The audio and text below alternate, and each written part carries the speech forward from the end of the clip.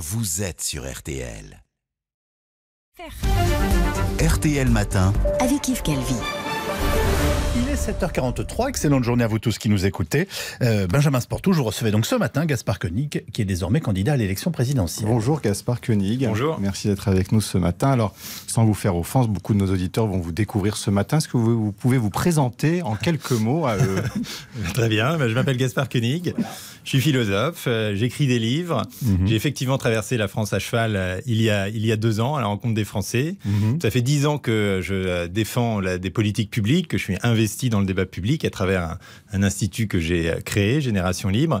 Et aujourd'hui, j'ai envie de sortir du rôle du commentateur, du critique, qui a toujours des bonnes idées et qui se plaint toujours que les autres ne les appliquent pas, pour les mettre sur la table et les proposer au vote des Français. Alors on va y venir, mais je complète quand même le CV. Vous avez été un brillant étudiant, vous êtes passé par le lycée parisien Henri IV, Normal Sup, vous êtes agrégé de philo, vous avez écrit les discours de Christine Lagarde du temps où elle était ministre de l'économie. Bref, un CV bien garni, et vous êtes aussi l'auteur d'une quinzaine de romans et d'essais. Donc l'an dernier, vous avez créé un parti baptisé Simple, et vous voulez lutter contre la bureaucratie. C'est votre objectif principal, diviser par 100 le nombre des normes législatives et réglementaires. Mais j'ai envie de vous dire, en quoi vous êtes différent, Gaspard Koenig, de tous les autres candidats qui le disent, qui veulent aussi simplifier la vie des Français? Mais pas seulement tous les autres candidats, mais tous les présidents depuis Pompidou ont expliqué qu'ils allaient simplifier. Giscard parlait déjà de la marée blanche de la paperasse. Le président Hollande avait nommé une commission de simplification, et tout ça ne marche pas parce que ce n'est pas conçu premièrement comme un sujet politique prioritaire. Pour moi, c'est la priorité, c'est matriciel. Et passer un quinquennat à faire moins plutôt qu'à faire plus, c'est ça qui donnerait à la France plus de prospérité, plus de vivre ensemble, plus de paix, plus de bonheur, parce qu'enfin les gens pourraient prendre les initiatives qui correspondent à leurs besoins sur le terrain, parce qu'on ferait confiance à l'individu, aux citoyens, à la municipalité, à l'entreprise, pour gérer sa vie. Donnez-nous un exemple, parce que la préoccupation des Français, ça reste le pouvoir d'achat, Gaspard Koenig, pas la simplification administrative, pas la bureaucratie, même si ça les embête au quotidien. Mais sur le pouvoir d'achat, est-ce que ça aurait un impact? Mais je pense que vous dites ça parce que, excusez-moi, vous n'avez pas été les voir. Moi, j'ai passé 5 mois sur le terrain à loger chez l'habitant, et c'est là que je me suis aperçu que ce thème qu'on connaît un peu théoriquement à Paris, de l'inflation normative, où le Conseil d'État nous dit régulièrement il y a trop de droits, il y a trop de lois, c'est plus possible, eh bien sur le terrain, ça provoque des situations de crise majeure. Je vais vous donner un exemple très simple qui va répondre à votre question de pouvoir d'achat. Quand j'ai été visiter les artisans en Mayenne, les plombiers chauffagistes, représentants des plombiers chauffagistes sont venus me voir avec le nouveau CERFA, quasiment en tremblant, en disant mais nous, CERFA, c'est le document administratif. Un des 1000 documents administratifs qu'ils doivent remplir tout en faisant leur boulot, en nous disant nous, on ne peut plus travailler dans ces conditions. On ne peut plus travailler. Et je vois des gens qui abandonnent, qui arrêtent de faire des chauffe-eau et qui vont plutôt faire des salles de bain, parce qu'ils ne peuvent plus suivre le rythme de contrôle administratif qu'on leur impose. Et l'ensemble des activités du pays est bridé.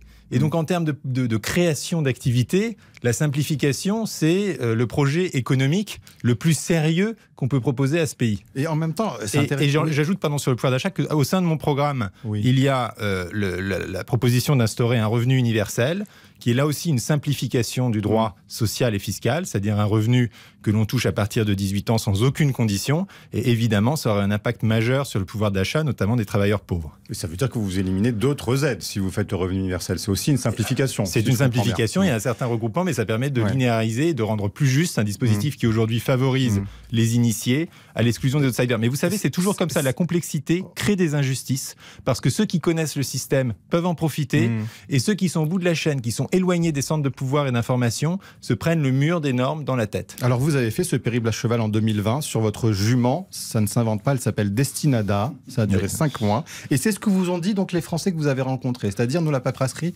on n'en peut plus. C'est le message qu'ils vous ont adressé. Alors d'abord, j'étais sur les traces de Montaigne. C'est sur les traces de Certains Montaigne. diront Don Quichotte, tellement vous vous affrontez à des moulins à vent parfois, qui sont cette bureaucratie permanente et partout. Alors, d'abord, Montaigne était le premier, disait déjà à la fin du XVIe siècle qu'il y avait plus de lois en France que dans le reste du monde, et lui qui était juriste expliquait que les belles lois devaient être des lois simples et concises. Et effectivement, c'est une impression que j'ai recueillie. Alors, j'étais pas là pour demander aux gens leurs opinions politiques, mais j'étais à table avec eux, j'écoutais ce qu'ils se disaient. Et moi qui traversais beaucoup les campagnes, évidemment, je pensais entendre parler des nouvelles essences de plantes, de fleurs, apprendre tout ce vocabulaire. Et en fait, j'ai appris un autre vocabulaire. J'ai appris le vocabulaire des PLUI, des SRADET, des SCOT, des DDT, des DREAL, de tous ces sigles qui rendent les gens fous parce qu'ils ne comprennent plus ce qu'on leur demande et que quand bien même ce sont des honnêtes gens qui essayent de bien faire leur métier, de s'impliquer dans des associations, ils se trouvent dans la position d'être en permanence suspects. Et regardez ce qui s'est passé avec la pandémie. Le nombre d'attestations débiles qu'on nous a demandé de remplir, le nombre d'injonctions contradictoires, on nous expliquait qu'il fallait porter le masque dans la rue, l'enlever quand on est arrivé au resto, mais pas si on était debout, puis pas s'il y a de la musique, etc. Plus personne ne... Normer, c'est protéger aussi parfois, c'est aussi ce qu'on peut vous objecter. Alors non, puisque la simplification que nous proposons se fait à droit constant, qu'une protection qu'on peut comprendre, eh bien on peut s'en revendiquer, elle est beaucoup plus puissante que quand c'est le juriste d'entreprise qui, bien connaisseur du droit du travail, va pouvoir vous entourlouper parce que lui connaît le bon alinéa. Et un droit simple, c'est un droit dont tout le monde peut se prévaloir. C'est un peu l'équivalent de la révolution protestante pour la lecture de la Bible, quand tout d'un coup, tout le monde a pu prendre le texte et le lire.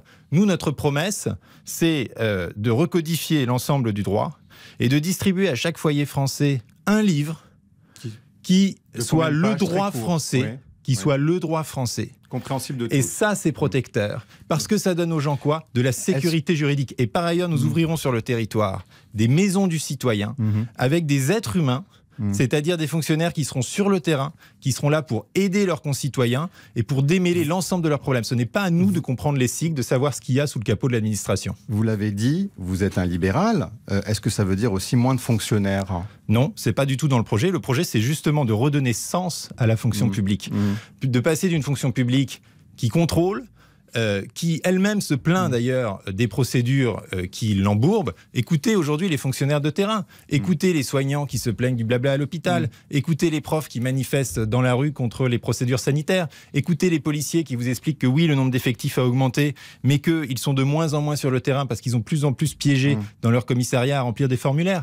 Et c'est pareil pour les salariés du secteur privé. La bureaucratie n'est pas seulement une question administrative. Les entreprises génèrent évidemment leurs process et les bullshit jobs qui vont avec. Alors vous êtes un libéral libertaire, Gaspard Koenig, parce que vous dites il faut faire confiance aux Français en toute matière. Vous êtes par exemple favorable à la légalisation du cannabis, à la GPA, les mères porteuses, mais aussi à la prostitution. C'est un peu rapide de dire ça. Je suis favorable à légaliser des activités qui sont aujourd'hui dans une zone grise du droit et qui justement rejettent les gens qui les pratiquent dans des zones extrêmement dangereuses où ils n'ont pas accès au droit et à la justice. Si on parle de la prostitution, aujourd'hui, les prostituées payent des impôts et en même temps n'ont pas tous les droits qui sont liés à l'exercice d'une profession. Et donc, ce sont des situations qui sont simplement injustes, qui sont instables, qui provoquent de la misère et de la souffrance. Moi, je ne suis pas pour tous les sujets que vous avez évoqués. Les mères porteuses, par exemple. Je suis pas pour. Je suis simplement pour qu'on les légalise, qu'on les régule, et que sur cette base claire et saine, qu'on les norme, qu'on les régule, et que sur cette base claire et simple, on laisse les gens faire leur choix, car je pense que ce n'est pas à l'État de faire la morale. Et s'agissant du cannabis, c'est une activité qui est largement, enfin c'est un produit qui est largement consommé par les Français, toutes les études le montrent, un tiers au moins a déjà fumé, qui génère évidemment un trafic absolument terrible parce que c'est illégal. On ne peut pas contrôler si le produit est bon ou pas. On ne peut pas avoir de politique de santé publique appropriée. Ça pose des problèmes d'ordre public considérables. Et quand vous regardez les sondages sur tous les sujets que vous avez évoqués, les Français sont majoritairement pour. Mais la classe politique n'a pas le courage de trancher. Et vous seriez moins frileux. Alors, sauf que votre candidature, Gaspard Koenig, reste hypothétique parce qu'à ce jour, vous n'avez que 31 parrainages requis sur les 500 nécessaires, mais pourtant vous reconnaissez que cette règle est légitime.